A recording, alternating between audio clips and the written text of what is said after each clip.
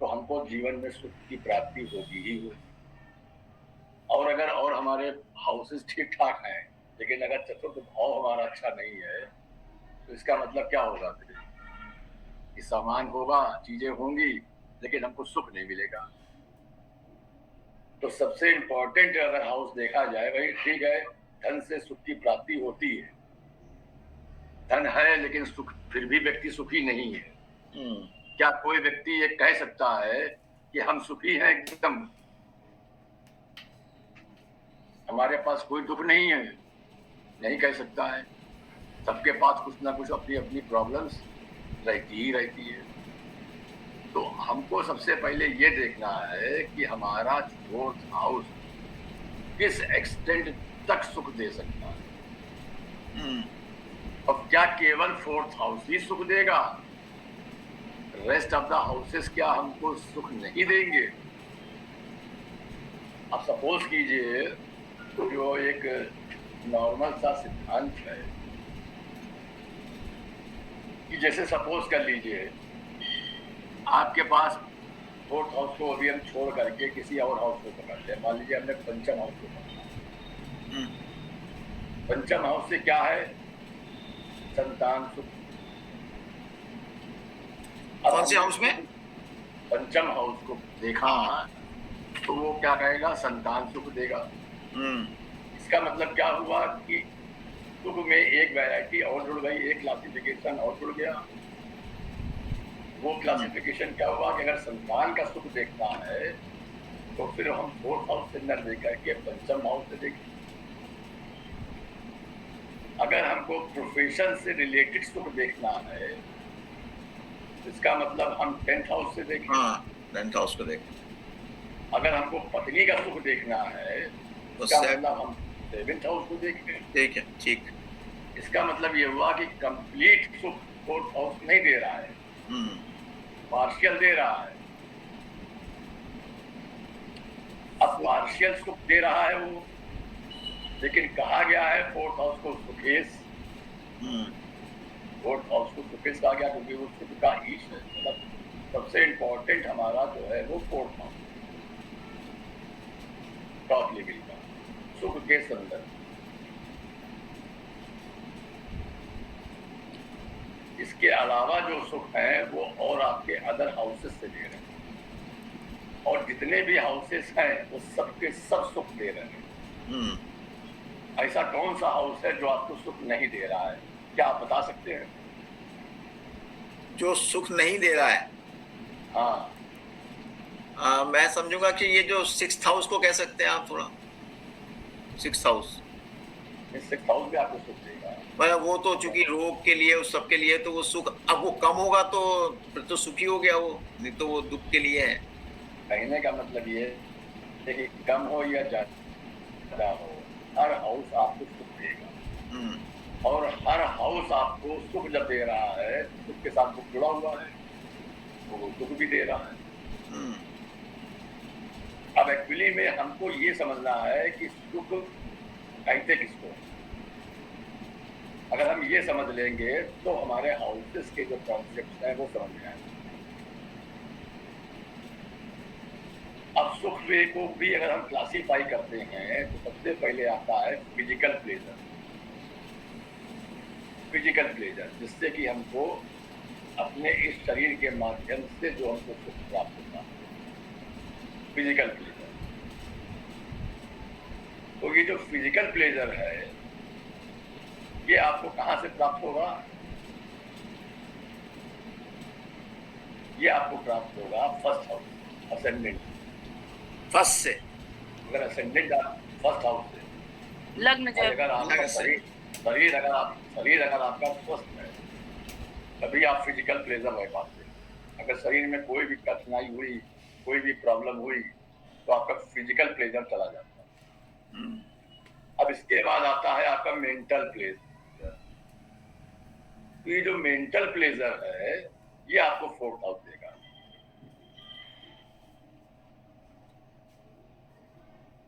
Pleasure सारे houses दे रहे हैं आपको, तो सारे हाउसेस आपको कष्ट भी दे रहे हैं, सारे हाउसेस आपको प्लेजर भी दे रहे हैं।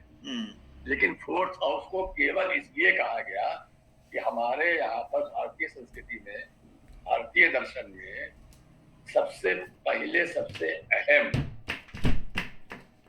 क्या माना गया है सुख के संदर्भ में? मन का सुख। मन कि अगर आप मानसिक रूप से स्वस्थ हैं तो हम आपको सुखी मान लेते हैं, भले ही शारीरिक रूप से आप उतने सुखी ना हो। अब जैसे फॉर एग्जाम्पल हम आपको एक छोटा सा एग्जाम्पल देते हैं आज के ही संदर्भ में। वृंदावन में एक संत महाराज रहते हैं, प्रेमानंद जी महाराज। शायद कुछ लोगों ने नाम सुना भी हो। तो प्रेमानंद जी महाराज की 18 साल पहले, प्रेमानंद जी महाराज की 18 साल पहले दोनों किडनियां फेल हो गई हैं। डॉक्टर ने जब चेक किया और बताया कि अब आपकी 2-4 साल की ही लाइफ है, क्योंकि आपकी दोनों किडनियां काम नहीं कर रही। अच्छा, वो संत थे, उनके पास तो कोई रुपया पैसा कुछ था नहीं, कुछ था ही नहीं। तो उन्होंने कहा भाई अपना ट्रांसप्लांट करा सकते हैं, और शायद 18 साल पहले इतनी सुविधा भी नहीं रही होगी। तो वो अपने ईश्वर के सहारे ही रहे, डायलिसिस उनकी होती है। और आज वो वृंदावन के बहुत ही प्रतिष्ठित संतों में से हैं। अभी भी उनकी दोनों किडनियां फेल है, 18 साल हो गए, और आज भी उनकी शायद अल्टरनेट डेज में डायलिसिस होती है। लेकिन वो मानसिक रूप से तब भी सुखी थे और आज भी सुखी है। जबकि एक आम इंसान की अगर दोनों किडनियां फेल हो जाए तो वो हमको लगता है इतना ज्यादा मानसिक रूप से प्रताड़ित हो जाएगा कि वो साला 1 हफ्ते में ही मर जाएगा। जबकि वो प्रवचन करते हैं, दिन भर पब्लिक के बीच में रहते हैं, मतलब वो सारे काम कर रहे हैं जो एक आम इंसान करता उससे 100 गुना बेहतर कर रहे हैं। जबकि फिजिकल और काफी हैवी शरीर के भी वो है। तो हमारे यहाँ पर इसीलिए कहा गया है कि सबसे बड़ा सुख जो है वो मानसिक सुख है। सारे हाउस से सुख तो दे रहे हैं, लेकिन वो लीस्ट अमाउंट में देते हैं। संतान का सुख भी हमको चाहिए, लेकिन बहुतों को संतान का सुख नहीं मिलता है। लेकिन जो अगर मानसिक रूप से अगर हम अपने आप को तैयार कर ले किसी भी चीज के लिए, तो फिर वो दुख हमसे दूर हो जाता है। उसी के लिए चतुर्थ भाव होता है कि अगर चतुर्थ भाव आपका मजबूत है, बढ़िया है, बेहतरीन है, सपोर्टिंग है, तो और अगर हाउसेस के सुख नहीं भी मिल रहे हैं तब भी आप सुखी रहेंगे। और अगर चतुर्थ भाव आपका वीक है, एफ्लिक्टेड है, तो और हाउसेस के सुख मिल भी रहे हो तब भी आप डिप्रेशन में जा सकते हैं, तब भी आप नेगेटिविटी में जा सकते हैं, तब भी आप दुखी रह सकते हैं, तब भी आप दुनिया भर की शिकायतें कर सकते हैं। तो इसलिए चतुर्थ भाव सुख के रूप में सबसे ज्यादा हमारे लिए इंपॉर्टेंस रखता है।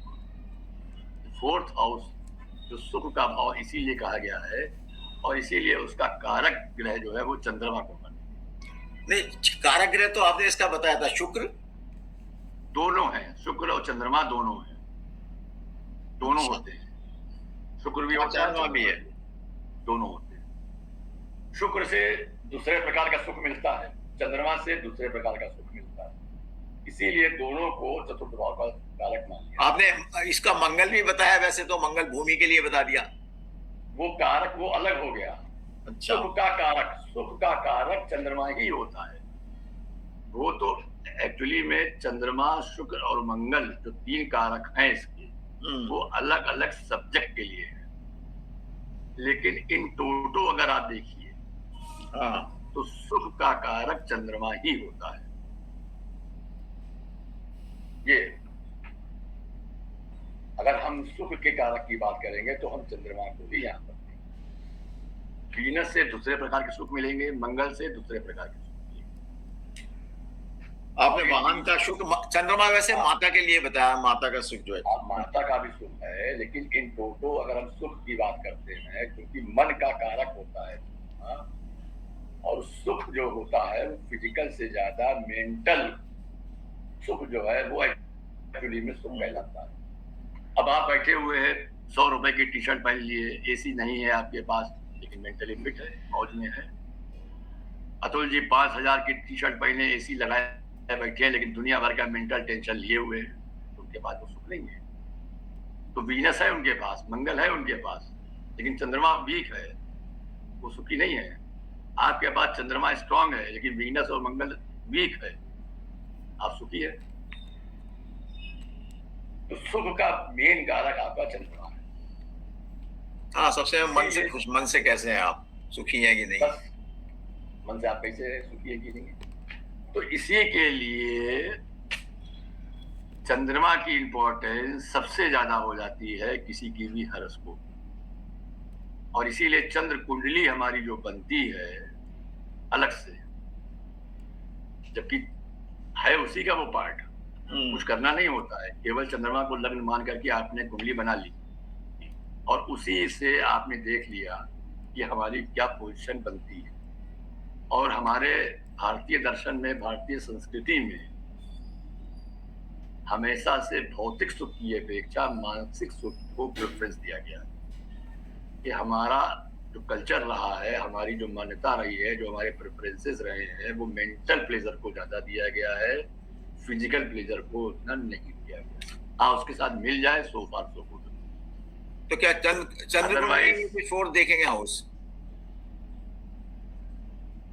बिल्कुल देखेंगे, वो तो भाव से भाव देखा जाता है, वो तो हाँ, चंद्र कुंडली की बना के उसका 4th हाउस में क्या है उससे पता लग जाएगा। और उससे भी देख लीजिए, क्योंकि वो ऐसा होता है कि जैसे 4, 8, 12 हाँ, ये आपके 3 हाउस है, 1, 5, 9, 2, 6, 10, 3, 7, 11 ये क्लासिफिकेशन दिया गया है एलिमेंट वाइज। हाँ, और ये चूंकि एक दूसरे से त्रिकोण में भी होते हैं, तो जैसे मेंटल हाउस मतलब जो आपको जो मानसिक सुख है वो कहां से मिलेगा? 4, 8, 12 के माध्यम से मिलेगा, वाटरी एलिमेंट के थ्रू मिलेगा। तो 4th हाउस हमारा सबसे पहला हमारा बेसिक हाउस बनता है। वहां से आप देखिए कि अब वहां पर भाव भावेश कारक को लगा दीजिए, कारक चंद्रमा को लीजिए, बस भाव भावेश कारक की फिलॉसफी को लगाइए, कारक के रूप में चंद्रमा को लीजिए और इसकी एनालिसिस कर लीजिए। आपको ये बात समझ में आ जाएगी कि हमारा सुख किस लेवल का है।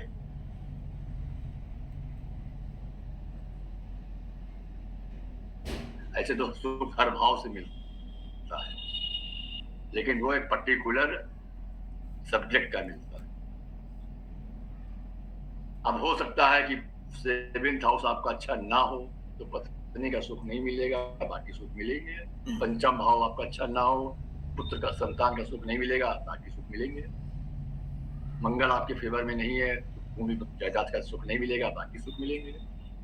तो ये पर्टिकुलर सब अपने अलग अलग सुख है, लेकिन इन टोटो अगर हम अपने आप को कैलकुलेट करें अपनी लाइफ में कि हम कितने सुखी हैं, वो डिपेंड करेगा आपके 4th हाउस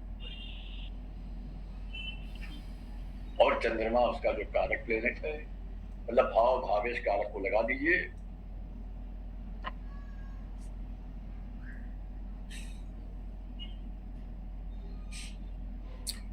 तो लगाइए जरा अतुल जी कोई कुंडली इसमें।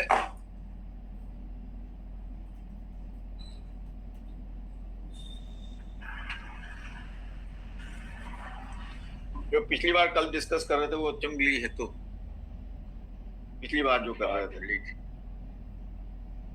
अतुल जी कोई भी लगा दे, जो भी इच्छा हो।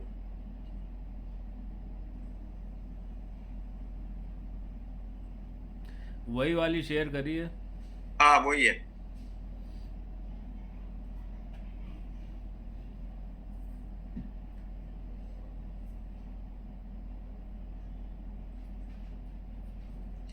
ये सुबह वाली भी यही है, इसका नवांश है ये। हाँ यही है। हाँ, सुबह भी तो यही थी, नवांश।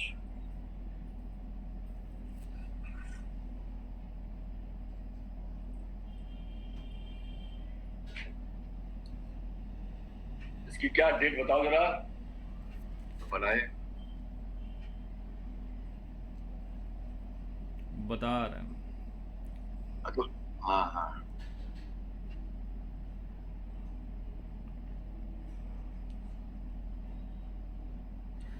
24 जनवरी 1987। 24 जनवरी 1987। हाँ 2:40 टाइम। 2:40 मऊ। अरे सुबह दोपहर शाम कुछ बताइयो। सुबह 24 मतलब जनवरी ये 19। 24 जनवरी 1987 रात में 2:40 मऊ।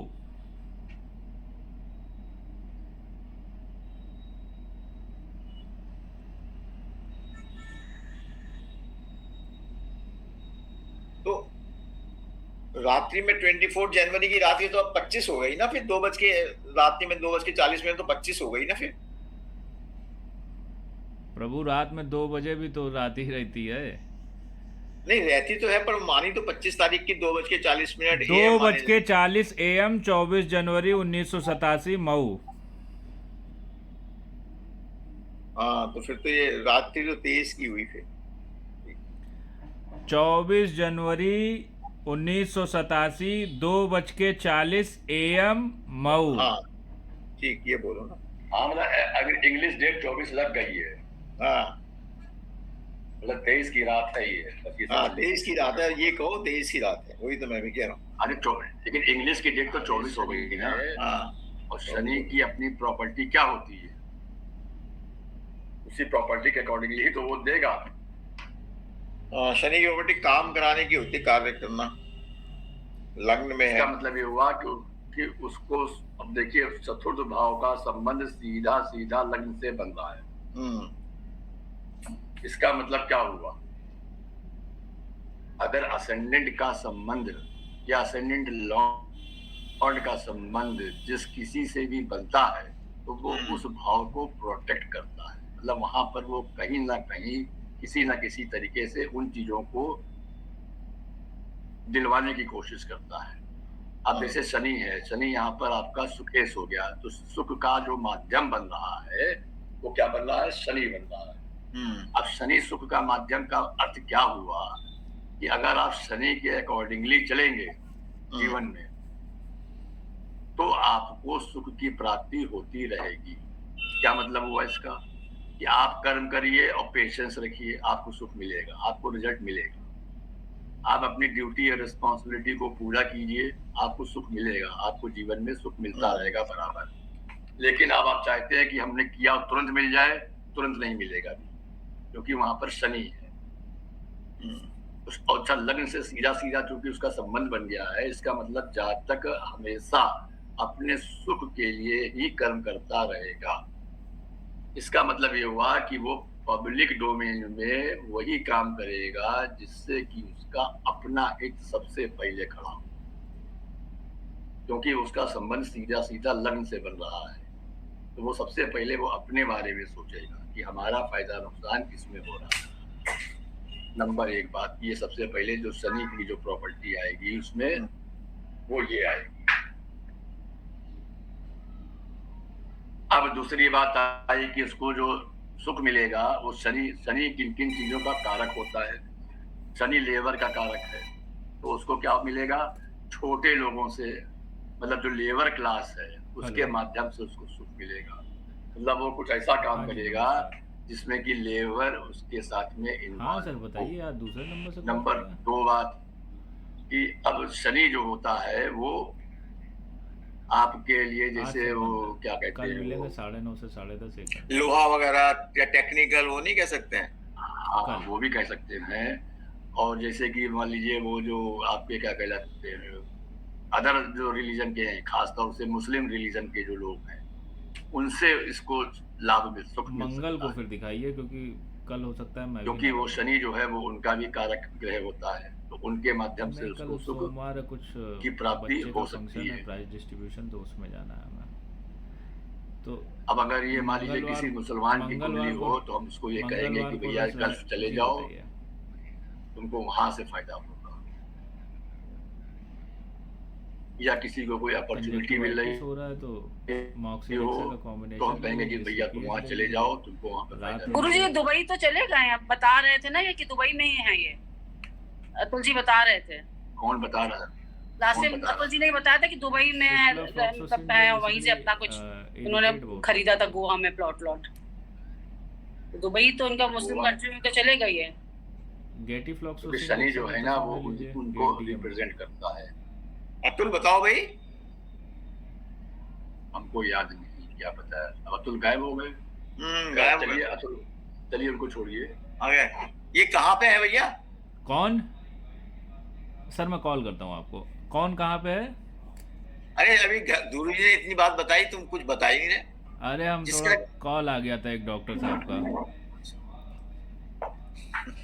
जिनकी कुंडली है उनके बारे में। हाँ, वो दुबई में है।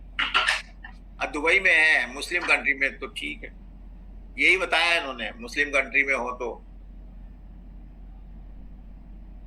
अब खुद तो मुस्लिम नहीं है ना। नहीं ठाकुर,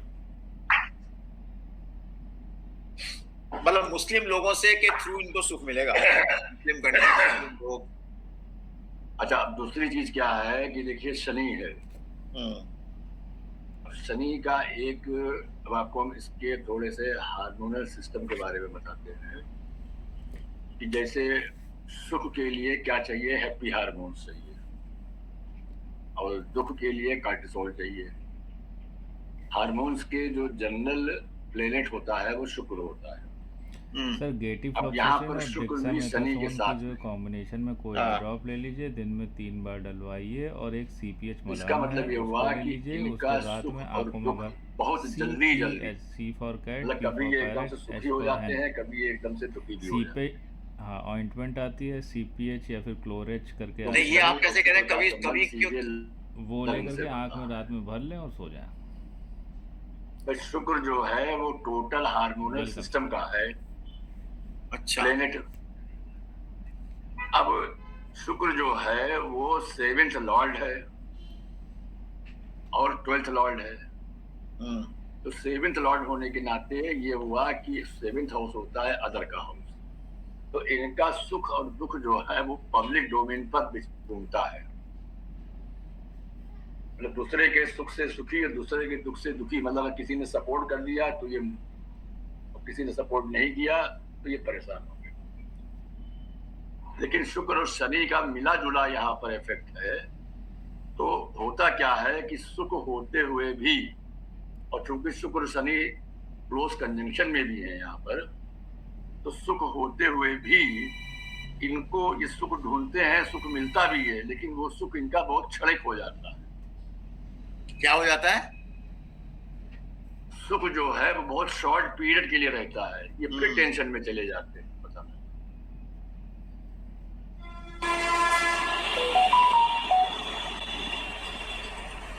तो इनका बॉडी में जो कोर्टिसोल लेवल है वो आपको बढ़ा हुआ मिलेगा। अगर आप इनका चेकअप कराइए तो कोर्टिसोल लेवल जो है वो इनका बढ़ा हुआ मिलता है। कौन सा लेवल गुरुजी? कोलेस्ट्रॉल। कोलेस्ट्रॉल। कोलेस्ट्रॉल, कोलेस्ट्रॉल नहीं, कोलेस्ट्रॉल नहीं, हाँ, कॉर्टिसोल, कॉर्टिसोन। कोर्टिसोल।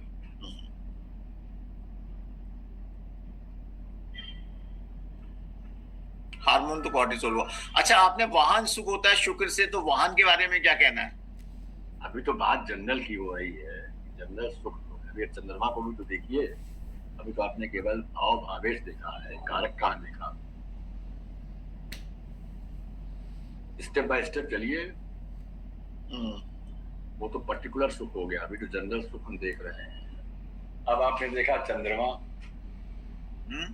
अब चंद्रमा कहाँ बैठा है? इनके 12th हाउस में बैठा हुआ है। चंद्रमा बैठा हुआ है इनका इसमें 12th हाउस में, और साइन लिब्रा में बैठा हुआ है। हाँ, 12th।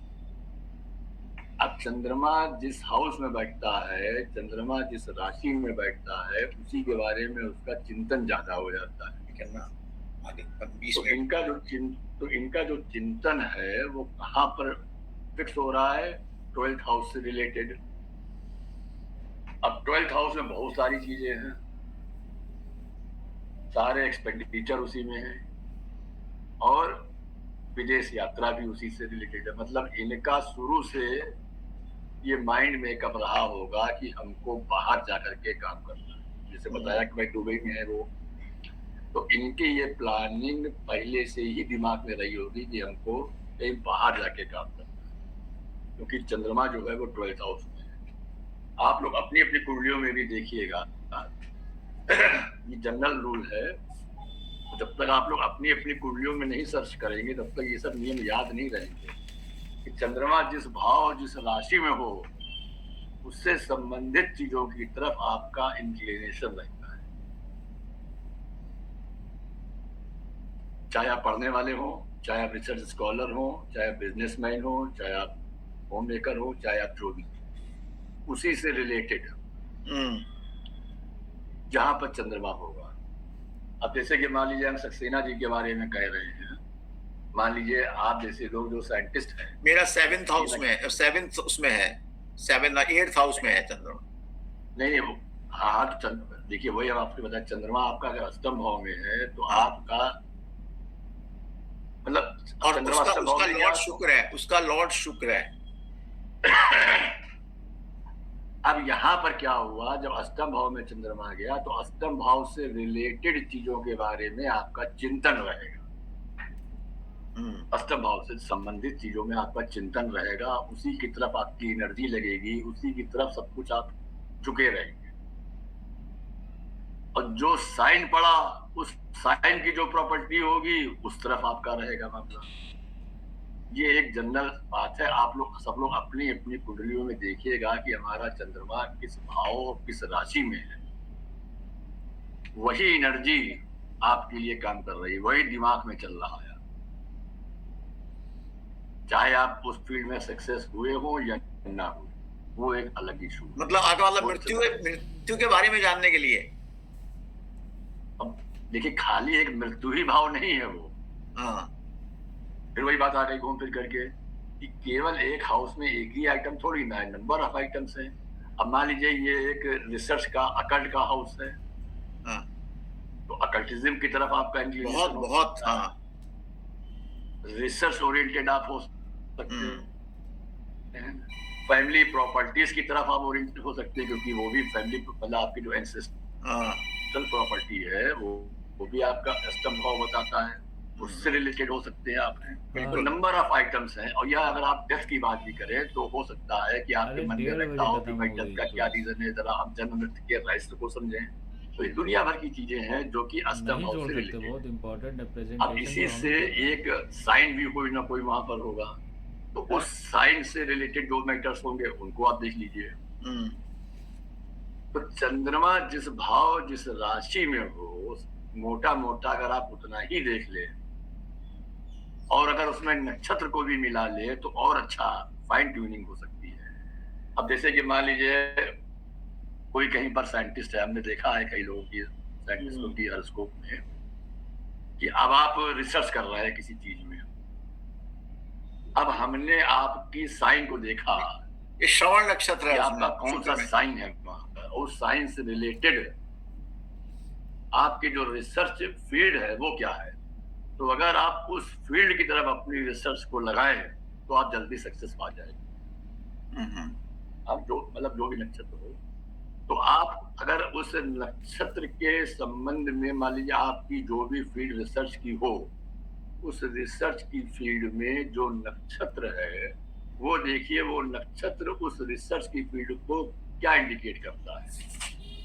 तो अगर आप उस तरफ अपना रिसर्च की एनर्जी को अगर इन्वेस्ट करते हैं तो आपको रिजल्ट्स जल्दी मिल जाएंगे और आपको वहां बड़ा अच्छा लगेगा, क्योंकि वो आपकी एनर्जी से करेस्पॉन्ड कर जाती है।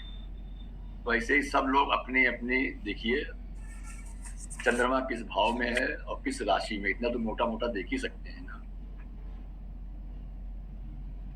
ये जरूरी नहीं है कि आप रिसर्च कर रहे हो, ये जरूरी नहीं कि आप नौकरी कर रहे हो, ये जरूरी विशाखा नक्षत्र है, विशाखा तुला राशि में है, विशाखा नक्षत्र जो भी हो, तो आप उस तरफ उन चीजों की तरफ देखिए तो आपको बहुत सारी बातें समझ में आएंगी। तो इसमें कौन सी नक्षत्र, विशाखा नक्षत्र में क्या? तो आपको बात समझ में आएगी।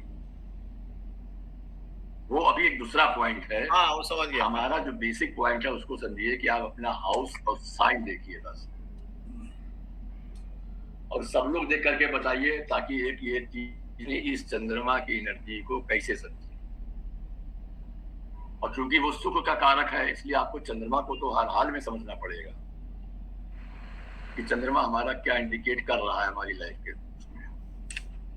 अब यहाँ पर देखिए चंद्रमा 12वें हाउस में है, तो 12वें हाउस का मतलब क्या हुआ? एक्सपेंडिचर हो गया। 12वें हाउस का मतलब क्या हो गया? इन्वेस्टमेंट हो गया। 12वें हाउस का मतलब क्या हो गया? ओवरसीज जर्नी हो गई। 12वें हाउस का मतलब क्या हो गया? दुनिया भर के रोग है, जेल है, अस्पताल है, वगैरह वगैरह, जो 12वें हाउस के सब्जेक्ट्स हैं। क्या चीज बताई आपने? इनका जो सोच होगी, मतलब 12वें हाउस के जो सब्जेक्ट्स है, हाँ, इनका जो इंक्लिनेशन होगा, मेंटल इंक्लिनेशन जो होगा, वो 12th हाउस के सब्जेक्ट्स के इर्द गिर्द घूमेगा। और उसमें चूंकि चंद्रमा है, तो सुख वो कहाँ ढूंढ रहे हैं? इन्वेस्टमेंट में सुख ढूंढ रहे हैं। अब जेल में तो वो सुख नहीं ढूंढेंगे, अस्पताल में तो वो सुख नहीं ढूंढ रहे हैं, वो कहाँ ढूंढ रहे हैं? इन्वेस्टमेंट में। अगर उनका कोई प्रॉपर इन्वेस्टमेंट हो रहा है तो उनको बड़ा अच्छा लगता है। वो investment in terms of land हो सकता है, इन टर्म्स ऑफ व्हीकल हो सकता है, in terms of fix deposits के रूप में हो सकता है, in terms of share market में हो सकता है, कहीं भी हो वो इन्वेस्टमेंट। तो इनको इन्वेस्टमेंट करने में सुख की प्राप्ति मिलेगा। इनको ओवरसीज जर्नी में या बाहर जाने में बड़ा अच्छा लगता हो। अब देखिए साइन लिब्रा है, तो जनरली साइन लिब्रा चंद्रमा है, तो क्या है? साइन लिब्रा महिला नारी शक्ति को रिप्रेजेंट करती है। मान लीजिए नारी शक्ति को रिप्रेजेंट करती है। अच्छा। तो महिलाओं से बातचीत करने में, महिलाओं के साथ रहने में, महिलाओं से इंटरेक्शन करने में इनको सुख की प्राप्ति होती होगी। और कोई अदरवाइज सेंस नहीं है, बस केवल इतना सेंस है, इनको अच्छा लगेगा, इनको सुख की प्राप्ति। जनरली जिनका चंद्रमा लिब्रा साइन में होता है, उनको महिलाओं के साथ में और कोई सेंस नहीं है, बस एक सुकून मिलता है उनको, जिसे कहा जाए, एक अच्छा लगता है। तो महिलाएं भी उनसे बात करने में सुकून महसूस करती होंगी, तभी तो करती होंगी। हाँ। तो एक ये साइन लिब्रा में बात आ गई। जैसे अब साइन लिब्रा के बहुत सारी चीजें हैं और दुनिया भर के भी आइटम है। तो अब किन किन चीजों, जैसे कि मान लीजिए आप रिसर्च कर रहे हैं, तो साइन लिब्रा आपके रिसर्च फील्ड में क्या काम करेगा, उस पर आपको अगर फोकस करते हैं तो आपको जल्दी रिजल्ट्स वहां पर मिल सकते हैं।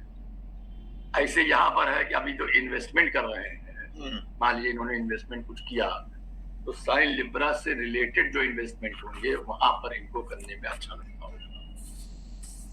या मान लीजिए अगर ये कहीं ओवरसीज भी जा रहे हैं, अभी मान लीजिए हमने शनि से तो निकाला वो, लेकिन अगर हम साइन लिब्रा से निकाले हैं तो फिर वो गल्फ कंट्री नहीं आएगा। तो इस तरीके से हमने क्या देखा कारक, और इसके ऊपर किसी की कोई दृष्टि तो पड़ नहीं रही है। 7, 8, 9 ने गुरु की दृष्टि पड़ रही है। देखिए अब ये जो गुरु की दृष्टि पड़ रही है, और गुरु क्या है यहाँ पर? धनेश है। तो अब यहां से एक बात और समझ में आती है कि इनको इन्वेस्टमेंट जो है, क्योंकि गुरु है धन का भाव का मालिक और गुरु है धन का कारक, उसकी दृष्टि पड़ रही है। तो इसका अर्थ ये हुआ कि धन का इन्वेस्टमेंट ये कमा इसलिए रहे हैं कि इन्वेस्टमेंट करें, और उस जब इन्वेस्टमेंट इनका हो जाता है तब इनको बड़ी मौज आती है। और ये बड़ा हिसाब लगा के रखते हैं कितना हमने जमा कर लिया, इतने की हमने लैंड ले ली, इतने का हमने फिक्स डिपॉजिट कर लिया, इतने का हमने ये कर लिया, वगैरह वगैरह। ये गड्डी बनाने में, इनको कैलकुलेशन करने में बड़ा ही आनंद की प्राप्ति होती है, क्योंकि गुरु की दृष्टि पड़ रही है, और वो भी 9th एस्पेक्ट है, धन का वो मालिक है, धनेश का संबंध हो रहा है। तो इन्होंने धन जमा करने में बड़ा ही आनंद की प्राप्ति हो। तो इनका सुख जो है वो उसी के इर्द गिर्द टहलता रहता है। गुरु जी जैसे ये क्या शेयर में भी पैसा लगा सकते हैं, क्योंकि इनका सुख और दुख जब फ्लक्चुएट करेगा तो शेयर मार्केट में भी लगा सकते हैं पैसा? लगा सकते हैं, लेकिन ये लगाएंगे नहीं, लगा नहीं रहे होंगे, क्योंकि वो इनको सपोर्टिंग फैक्टर यहाँ पर है नहीं। उसके लिए हमको शेयर मार्केट के लिए पंचम हाउस देखना पड़ता है, और पंचम हाउस इनका सपोर्टिंग नहीं है in terms of share market. इसमें इन्वेस्टमेंट में ये भी तो हो सकता है आदमी अभी लग्जरी में इन्वेस्टमेंट करे, वो नहीं है इनके पास। देखिए, इन्वेस्टमेंट का सीधा सा मतलब होता है कि अब आपने मान लीजिए कार खरीद ली, वो इन्वेस्टमेंट नहीं है, क्योंकि उसमें तो डिप्रिसिएशन लग रहा है। हाँ, वो तो डिप्रिसिएशन, हाँ, ये उस तरह से नहीं है। आपने कार खरीद ली, फ्लैट खरीद लिया, वो आपका इन्वेस्टमेंट है। हाँ, अच्छा, उस तरह का। हाँ, अब आपने लग्जरी आइटम ले लिए तो वो इन्वेस्टमेंट नहीं कहलाएगा। वो गुरुजी पंचम हाउस से मंगल की दृष्टि है जैसे चंद्रमा पे। हाँ, तो वो लैंड प्रॉपर्टी आ रहे थे गुरु की दृष्टि देखिए अपने। अब आप मंगल की भी दृष्टि देखिए अगर, तो मंगल जो है वो लैंड प्रॉपर्टी का है, और वो भी लग्नेश है। तो अब इनकी जो चॉइस होगी, फर्स्ट प्रेफरेंस जहां तक हमको समझ में आता है, वो जो इन्वेस्टमेंट होगा वो लैंड एंड प्रॉपर्टी में इनका फर्स्ट प्रायोरिटी होगी, क्योंकि वो लग्नेश भी है, मंगल कारक भी है, दृष्टि भी डाल रहा है, लेकिन वो सस्टेश हो करके है, इसलिए उनको उतना लाभ नहीं मिल पाएगा जितना कि वो अपना कैलकुलेट करते हो।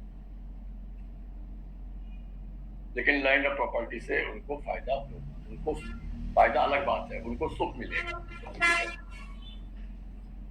उनको मौज आती होगी कि हमने ये जमीन ले ली, ये फ्लैट ले लिया, ये मकान ले लिया, या उसी में उनका मन चिंतन होता रहता है कि हमको ये वाला लेना है, इतना पैसा की जुगाड़ करनी है, ये लोन लेना है, जो कुछ भी एक्सपाइटेड हो।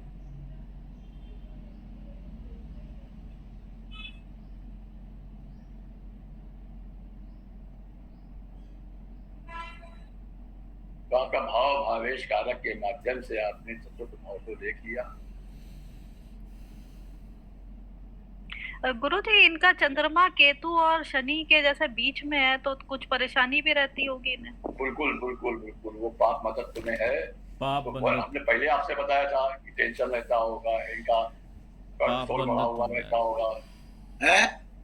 वो तो पहले भी बात आई थी कि इनके जो कोर्टिसोल है वो हमेशा बढ़ा हुआ मिलेगा, ये टेंशन में रहते होंगे, क्योंकि तो चंद्रमा 12th हाउस में है, ऊपर से केतु और शनि की डिग्री कितनी है जरा, शनि की 24 डिग्री है और शुक्र की 22 डिग्री है।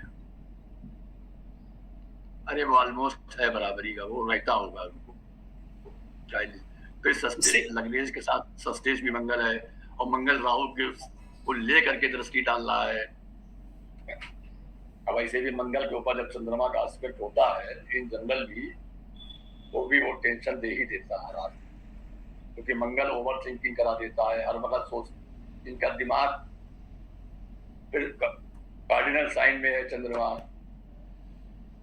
तो वो दिमाग इनका हमेशा चलता रहता है, दौड़ता रहता है, स्थिर नहीं रह पाता है। और जब स्थिर नहीं रह पाएगा तो आदमी के अंदर शांति का वो भाव नहीं आ पाता।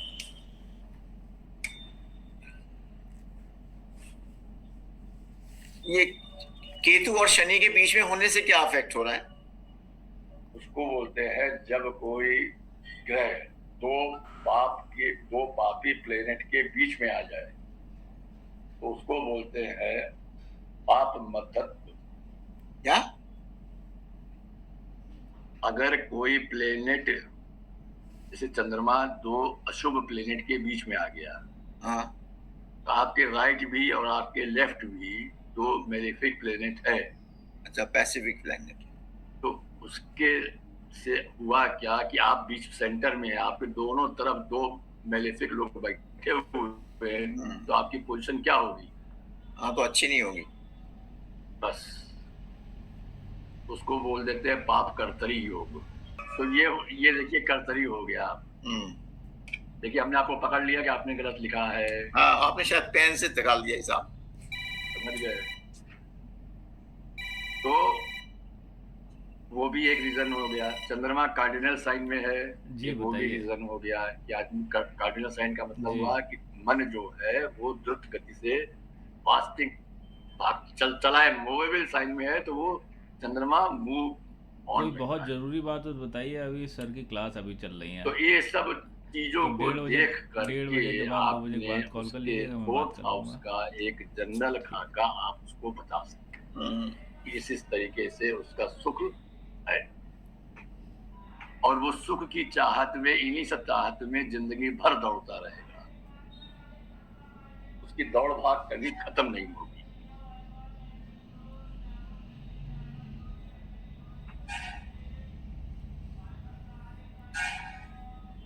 अब आप लोग अपना अपना चंद्रमा हाउस वाइज, साइन वाइज और नक्षत्र वाइज भी अगर देख ले तो आपको ये मालूम पड़ जाएगा कि आपका सुख किस डायरेक्शन काम को करने में आपको सुख मिल रहा है। अब क्यों हमें मिल रहा है? आप कोई ना कोई आदमी एक काम करता होगा, देखिए अपना अपना। गुरुजी एक बात बताइए, अब पंचम हाउस में चंद्रमा पुष्य नक्षत्र में है, तो ऐसे आदमी क्या करने में जो है मजा मिलेगा? हमें क्या मालूम, तुम जानो, तुम्हारा है, तुम समझो। मतलब हमेशा काम करने में जो अरे है भाई जरा,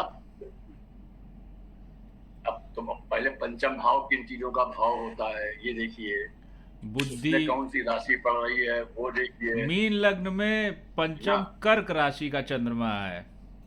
मीन लग्न में कर्क राशि का भैया, चंद्रमा पंचम हाउस में पुष्य नक्षत्र में। ये तो तुम्हारा है। हाँ नहीं तो तो तुम अपना खुद देखो ना।